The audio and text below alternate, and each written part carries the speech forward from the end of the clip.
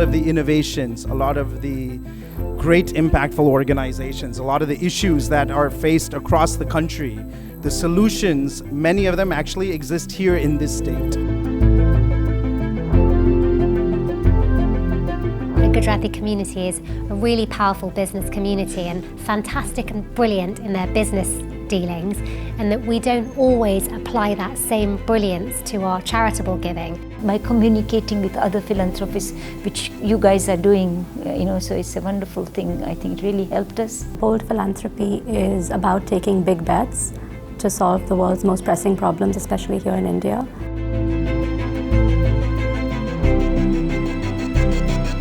But good is not always good enough.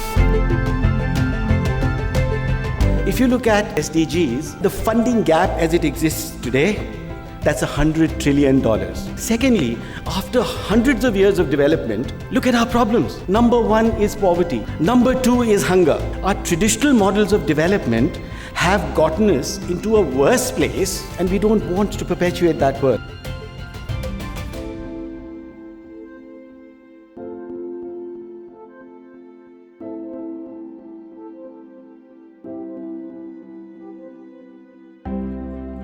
We believe that it's local organisations that are best placed to identify and respond to the needs of those in their communities. But too often the funding that they receive is impatient, it's inflexible. That's why we always offer flexible gap funding. The best work we have done is with partners and donors who have been with us in the journey. They've not been saying, I give you money, give me the report and that's it.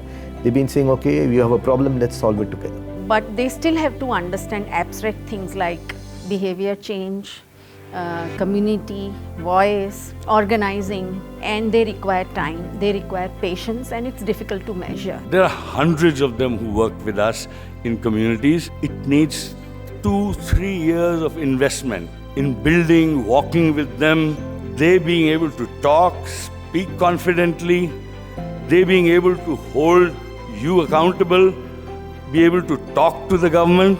Sustenance comes from the community. It comes whether the community owns the process or the project which you have started and wants to continue it on its own. Adolescent space is really unexplored, and their issues has to be dealt in a comprehensive manner. There's not just one single issue that affects vulnerable people, particularly women and girls, and that actually there are a multitude of issues.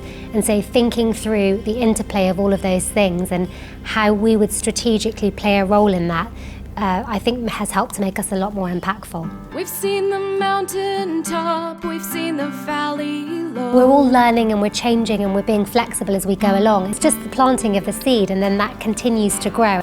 We've passed the hardest part and we've weathered the storm. So now that we've actually hosted this gathering, the work actually starts now in seeing what we can do not only for the city, but also which solutions that exist outside of Gujarat that we can bring to Gujarat, and which solutions that exist here that we can take outside to really support all of India.